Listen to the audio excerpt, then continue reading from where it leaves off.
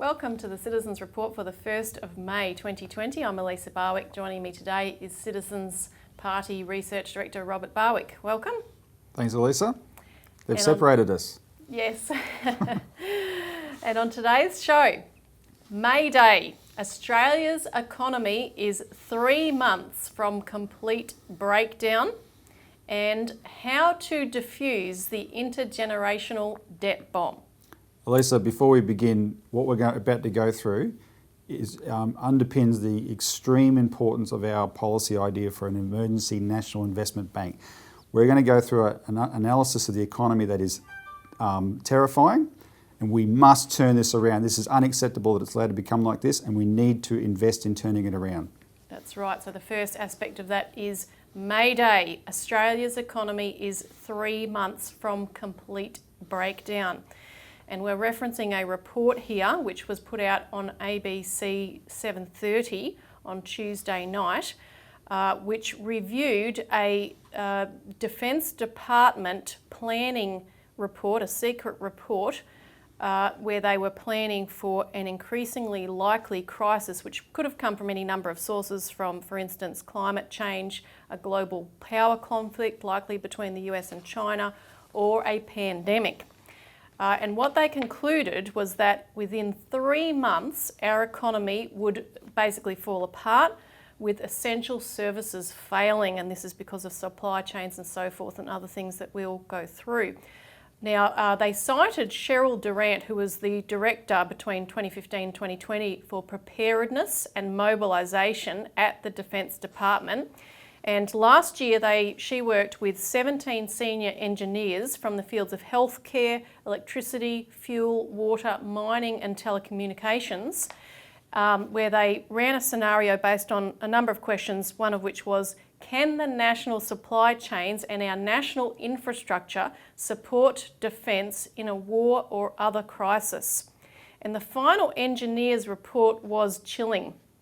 Their scenario, which included a disruption to trade in particular, and disruption of shipping, and intense competition to secure international supply lines, stated that Australia would suffer massive upheaval within 1 week due to job losses, social unease, and public and industrial hoarding. And in particular, which turned out to be true. Well, exactly, we've seen that. And in particular, they pointed out the fact that at least 90% of Australia's specialist medical supplies being imported, they would be exhausted within days, with severe repercussions for public health, which is of course a particular note in the crisis we are in. And they said within a fortnight, with a restriction of imported medical equipment, healthcare would be degraded. And we'll put up on the screen this chart, which goes through some of the other things. So this is from the report that was issued from this scenario that was run last year. So you can see there that specialised medicine shortages were one of the first things to come up. Water treatment systems failing within a week because of the fact that we import virtually all of the chemicals that are required for water treatment. And this prevents disease in crucial sites across Australia, in hospitals, building developments, meat processing plants, mining facilities. This stops things like Legionnaire's diseases from breaking out and so forth. So that was the shocking one to me, because I think thanks to the way the pandemic has erupted, everyone was aware of the vulnerability of our medical supplies. They talk about fuel as well, right? And there's been a lot of focus on the vulnerability of our fuel supplies. But to see how deep the vulnerability goes, including to this area of water treatment chemicals, and these are the sort of things you don't think about on a daily basis. But if you don't have them, if we don't have this infrastructure that allows us to have cities that are hygienic, right, we are courting real disaster. And that's what we've been doing. So people tend to think, Elisa, when you talk about an economic crisis, they straight away think, what's happening in the financial system, what's happening in the banks. Mm-hmm. No, that's not the economy. That's the financial system. The real economy is, while everyone's been worried about the financial system, this is what's been going on in the real economy, and now we can see it for what it is. Yeah, and things like transport are crucial. I mean, 98% of our trade depends on foreign-owned shipping. So that's one big factor. And then secondly, fuel, our dependence on on petrol being brought in from overseas is a big factor, and they talk in this chart here about liquid fuel shortages within 1 month affecting logistics, but then within 2 months liquid fuel supplies being exhausted, where you have literally a shutdown of freight and passenger transport. I mean, and think about our dependence on trucking, for instance, rather than having rail systems that are efficient for transporting goods and services to supermarkets. And the consequences of this is not in the chart, but the consequences of that breakdown in fuel availability. The scenario predicted rioting, massive social unrest. As people, it's not like, it's much worse than now, where people are thinking, where's my food going to come from? Yeah, we've all seen the problems we've had within electricity supply. Imagine under this kind of a scenario what would happen there, and telecommunications. Well, think about it when the shops are now back to normal, mostly back to normal. Coles has lifted the restrictions on dunny paper. But go into those shops in the last few months, go into those aisles where there's no toilet paper, and people were overreacting, but you still feel afraid, thinking, I hope they bring some back soon, right? Or the medicine aisles, right? Or the hand sanitation aisles, those sort of things. We weren't able to buy soap for weeks and weeks and weeks, right? And you think, I hope they are going to bring it back soon. What if it was in the food aisles, right? Think about the public panic that we have. This is self-inflicted vulnerability, thanks to the way we've decided to run our economy. Exactly. And I just want to run the last minute or so of the 7:30 report, because one of the things that these experts actually stressed was that we can't just go back to what we were doing before after this pandemic passes. And the two speakers here to introduce them are the former Deputy Chief of the Air Force, John Blackburn, and then also Cheryl Durant, who I mentioned, the Director for Preparedness at the Defence Department. The report predicts that within 3 months there would be no transport. Australia would be racked by social unrest and widespread unemployment. And industries like electricity and telecommunications would be failing because they rely on imported parts. In other words, our nation as we know it would cease to function. We need to redesign critical parts of our supply chains, and that means it's not only having a capability in Australia to manufacture or produce something, and in those critical areas, you also have to have Australian ownership and or control over critical capabilities. We're smart enough to do something about it, if only we just wake up. If we take the attitude, I think, as she'll be right, go back to business as usual, bounce back, I think we're going to find ourselves not as well prepared for what happens next.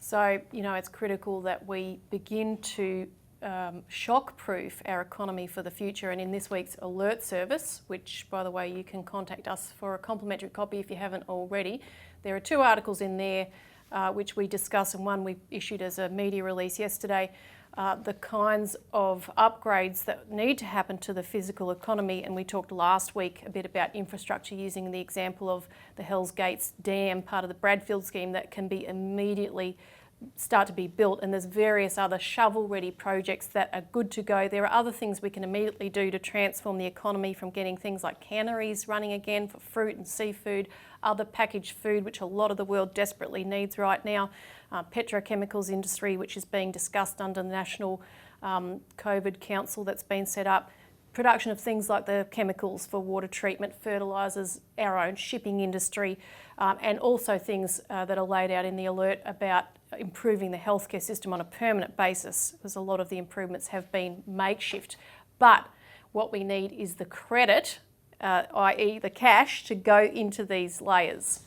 The speakers in that video, especially the ex-military person Durant, said, we don't want to, the thinking, if we bounce back, let's go back to business as usual.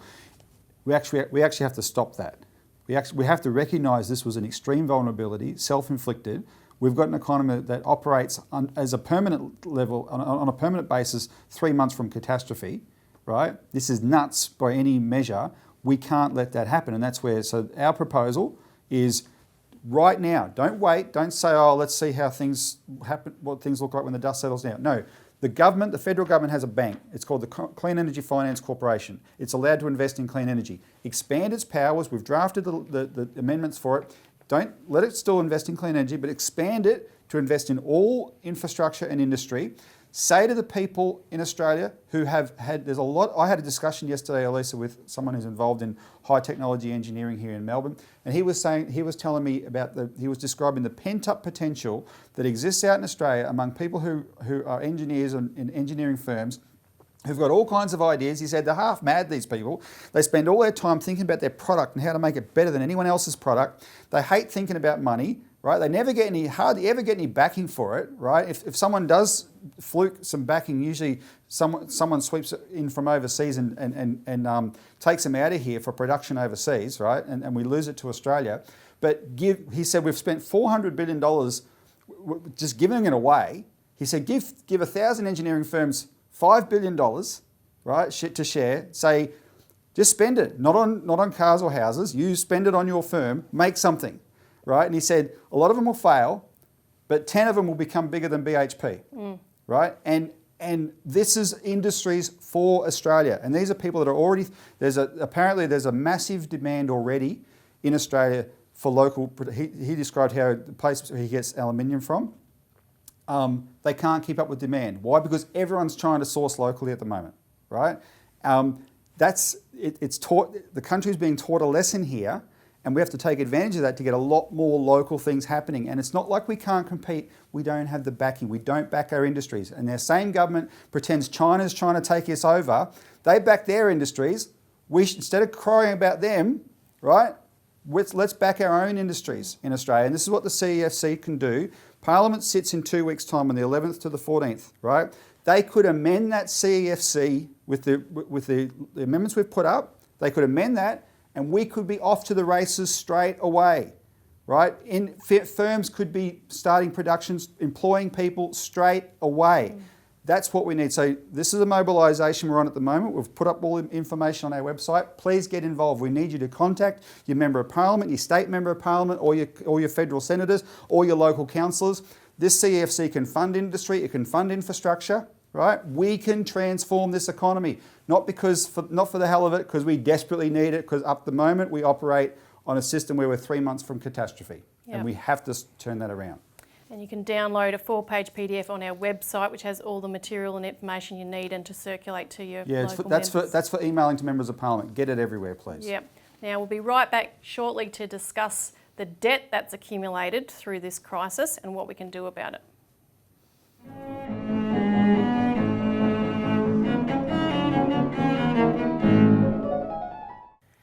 Welcome back to the Citizens Report. We're now discussing how to defuse the intergenerational debt bomb. Now, this is a very important discussion because this is all the worry at the moment, right? And one of the things that gets said is that, now, put aside whether the government should have borrowed as much money as they did. Let's just assume they should have, but I don't think they should have. We would have had a different approach, but they borrowed all this money. Our kids and grandkids and great-grandkids have to pay this back, right? This is what they've been saying.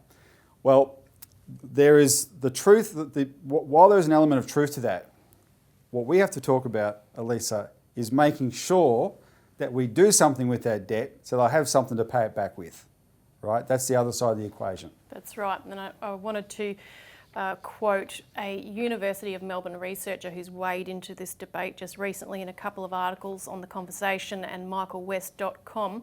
His name's Warwick Smith, and he's making the point that, look, debt is not the end of the world. And again, like you just said, it depends what you do with the debt that is going to determine the impact of that debt and whether you can pay it back readily or not. And he uses the example, and we'll put up the chart that he used, of World War II, and that in the post-World War II period, we had, of course, the highest debt that this country's ever seen, and yet it's well known Still to this day, the highest debt. Yeah, and yet it's known, that post-war period, as the period of the greatest economic boom we've ever seen at the same time. And as he shows on the chart, governments on both sides of the political sphere ran continual deficits in this period. However, the level of debt to GDP fell, it kept falling as we ran those deficits. And you even had the case when Menzies came in, that he saw unemployment beginning to rise, he wasn't inclined to go with that kind of a policy, and yet he did it because he knew... Well, Menzies, you can see on the chart there, Menzies ran one surplus and it led to a spike in unemployment and nearly cost him the election, and he never ran another one. That's right. But that's not, the point is what the debt, while they were running deficits, counterintuitively, the debt went down. Mm-hmm. And this is what Smith said about it. He said, this counterintuitive miracle occurred because governments weren't focused on paying off the debt, but were instead focused on productivity and full employment. And he said Labor leaders like John Curtin and Ben Chifley figured that if the government could bring about full employment during the war, then they could bring about full employment during peacetime. So if you look at how we transformed our economy during the war in order to fight the war, and that included things like ramping up manufacturing on a very rapid scale. Those are the kinds of things that they decided had to be continued after the war, and which made an impact that meant that you had strong growth, including strong wage growth, an increasing standard of living, falling inequality that translated into benefits for every man, woman and child. Now, Elisa, it's very important to understand the context, though, of what was actually happening in the economy at that part of the chart, that part of the graph, right? Because the Keynesians would say, oh, see, just run deficits. It's not that simple. The Keynesian idea is just, as long as there's pockets in the money of people, their spending decisions will make the economy going forward. And it's rubbish, right? As we've long said, money is an idiot. Left to its own devices, it spends its time at the casino and the racetrack. You've actually got to make it productive. And so we've got a chart here that gives you, so I want to give you three ingredients that were happening that are not captured in that chart. The first ingredient is the Bretton Woods system was in place. And the Bretton Woods system was a system of fixed exchange rates. Everyone was connected to the US dollar, which was tied to gold. It wasn't a gold standard where all the money had to be 1-to-1 or 4-to-1 backed by gold.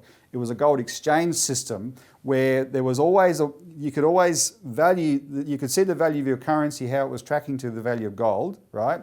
And it helped keep the governments honest, so they weren't just splurging and printing lots and lots of money. There was that connection there.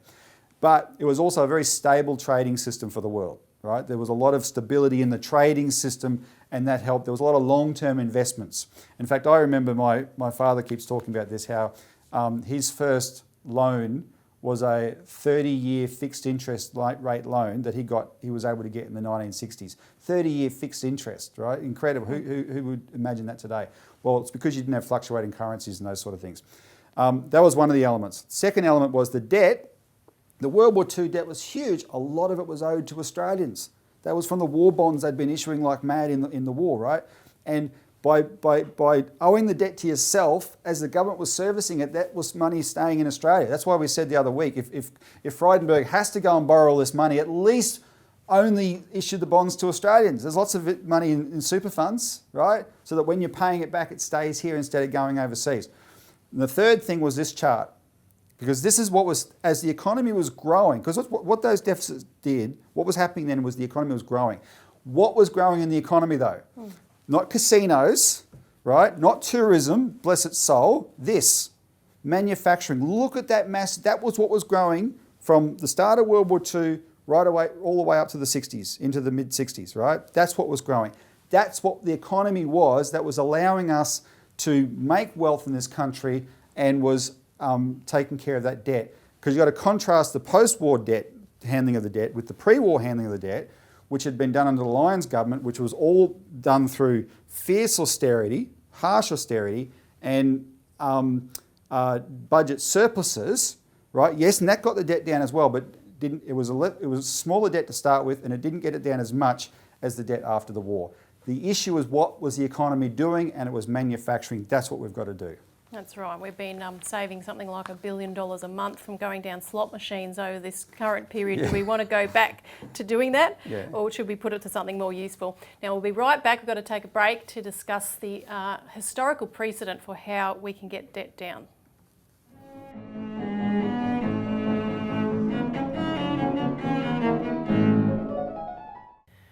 Welcome back to the Citizens Report, where we're discussing how to defuse the intergenerational debt bomb. And we want to take a little historical diversion here to look at a similar scenario where the United States was faced with a mammoth debt at the end of the Revolutionary Wars. And under George Washington's government, the first Treasury Secretary of the United States, Alexander Hamilton, devised a way to do that, which has since become known as Hamiltonian economics, but little used in the world today.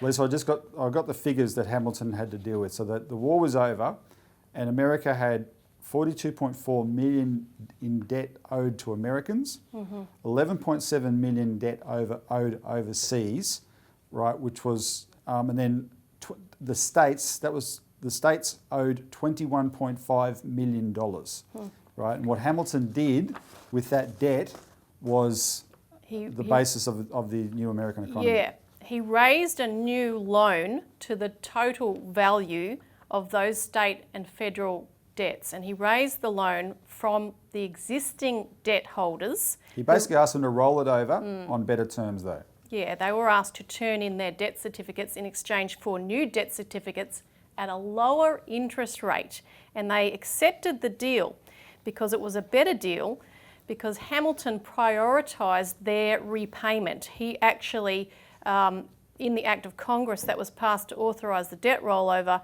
put provisions to allocate tax revenue to paying back the debt. Furthermore, he tied the new loan directly to the means of repaying it by investing it in the building of the nation. And such was the confidence in these new debt certificates that debt holders could actually trade those certificates for money. And Hamilton then established a national bank, and it was capitalised with $10 million, $2 million from the government and $8 million from subscribers. And those subscribers, who were ordinary citizens, could pay for 3/4 of their subscription with those same debt certificates. And in that way, the debt was leveraged into credit to fund the building and rebuilding of the economy. And Hamilton wrote copiously about this, Elisa. We've published lots of reports and quote him, where he talked about what he was doing was establishing the credit of the United States. And basically, what he meant was establishing America's credit rating, really, right? You can rely on us to pay back our debts. The first bill that the US Congress passed was a tax act tied to, as you said, to repaying the existing debt.